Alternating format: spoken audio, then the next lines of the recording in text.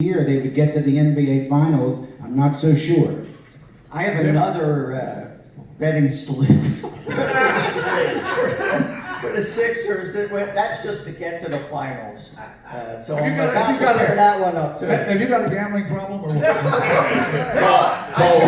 Call 1-800-GAMBLER. I've got the voted fan problem is that I believe in my team.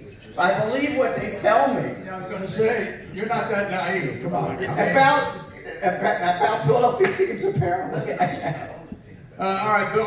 Well, at least, Joe, now we know that. Bill's a defender of the 76ers. Now, let me just tell you something. The word process is no longer in my vocabulary. I refuse to use the word anymore, and I'm sorry I even had to use it here. That whole situation was 4 years of purgatory that went through where they put an amateur with a 76er uniform on the floor for 4 years. And people went down and paid money to see that, and they rationalized it by saying, well, we're going to go down to see the stars of the other team. I mean, what kind of a philosophy is that? All I'm saying is that whole situation, 4 years of purgatory, could have been cut down to maybe a year and a half, because we drafted so many second rounders, gave away all the real talent that we had, guys like Iguodala and Lou Williams and people like that, Thaddeus Young, and brought in guys who were trying to get into the NBA and play for a couple of minutes, and then the coffee was all gone in the urn, and they were gone. So all I'm saying is that this team now has some talent on it, but it doesn't seem to gel within a total team effort. And that has to fall on the coaching. What do you say? Which Bill? Yeah. I'm sorry, Bill, well, I looked at you. Okay. Mr. V. Yeah, but you said Bill is a Sixers defender. I don't know. Is that me? I'm a Sixers defender? Or Yeah, one last year I think I'm not a defender. Or maybe that. That's exactly right. Yeah, maybe. That is true. No, I'm sorry. You're the world's harshest critic, Bill. I confused you with Tom Lemaine. That's right. Oh, no, As Paul Brown once said, the legendary coach of the Cleveland Browns and the Cincinnati Bengals, a player we tolerated until they can be replaced. Simple as that. That's my feeling on players. Did Joe Pellegrino just say he confused me with Tom Lemaine? Did I get that? You're right, Paul. The only thing where there was something similar was that I thought you uttered some of the things that he did. That's all.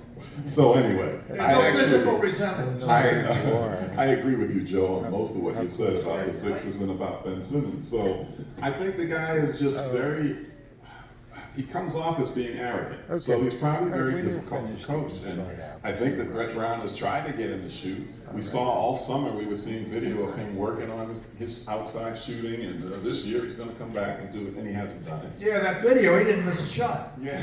Well, it was obviously highly edited video. Yeah, greatly edited. So, I just don't know if, I know that this team is not going to win anything as it's currently constructed, and they keep changing all the other players except for Embiid and Ben Simmons, and I don't know that those two can play together, and I think that you're not going to win a championship with Brett Brown. It maybe is his fault, but if you bring in another coach and it still doesn't work, then you got to do something to get rid of Ben Simmons, because he's just never going to progress.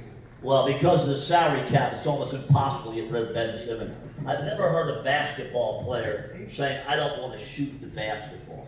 When you grow up as a little kid at 6 or 7 years old, the first thing you want to do with a basketball is shoot it in the hoop, all right? That's the first thing. And I agree that Simmons and Embiid cannot coexist. And I don't want to have Embiid talk about Wilt Chamberlain. Wilt Chamberlain played 48 minutes a game. Embiid won't play 48 minutes in 3 games. And that's the big problem. He's not tough enough, and he's not in great shape, and we keep on making excuses. Oh, he's a superstar. Really? Superstars play almost every night. You know, Dan mentioned that Joe played. Where did Joe play? American. I never knew that, Joe. I'm impressed. He was there when the center jump was still being used. We weren't very good. Our tallest guy was 6'6", so that tells you something, where the game is now. But anyway, I was a better baseball player than a basketball player. But anyway. First of all, I'm wearing Sixers gear and a Sixers bow tie for a specific reason. I'm going to the game tonight, and you're not allowed to say anything out in public, but I'm having the honor of ringing the bell tonight. Oh, all right. And my diagnosis of Embiid and Simmons, in a way, I see something similar. I think they both have mental problems.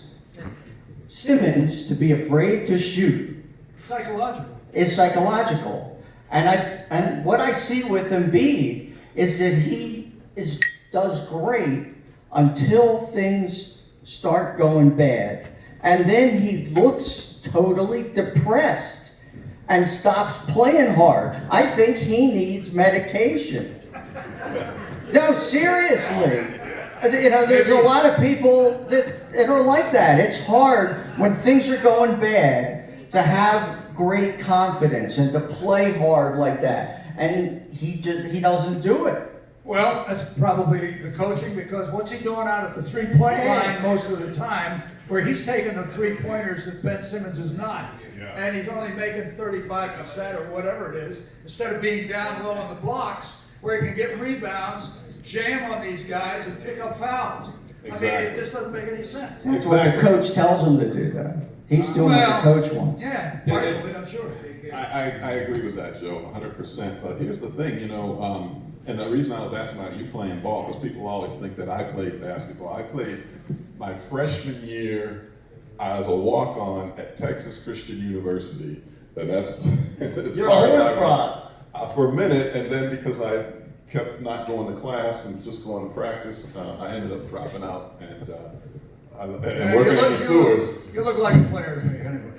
But the thing I was going to say is that my whole game was built on playing back to the basket. I couldn't shoot. I didn't want to shoot, but it was a different game then, where you worked the ball around. We all know from the Hoosiers movie where you had to pass 4 times before anybody was allowed to shoot and all that. You had to work it down low into the post. You had to be able to play as a team and do those things, and rebounding was so important, and defense was so important, and that's all I could do. I couldn't shoot. Today's game is just about shooting, especially three-pointers. I find it hard to watch an NBA game because all they do is stand outside and shoot three-pointers. Well, they have a time clock. You got to shoot within a certain, under 30 seconds. And you drive to the basket and you lay up, and you're straight there, and you pass it 25 feet out to a guy on the three-point line. I don't get it. Ben but Simmons is. that's what the game is today. And if Ben Simmons can't compete that way and won't shoot the ball, then you can't, he can't succeed. He tries to make up with it. He's a tremendous driver of the basket, and he can dump over guys. I mean, just jam shots right past them, and he can drive through. I think he tries to rationalize it that way. He seems to be trying to create more offense in recent games than I've seen him all year. Until the second But half. it's not going to do it. Billy? It's time for the Sixers to turn the page. I mean, the Ben Simmons experiment's not going to work in Philadelphia. Let him go somewhere else. Get a couple of people in the package.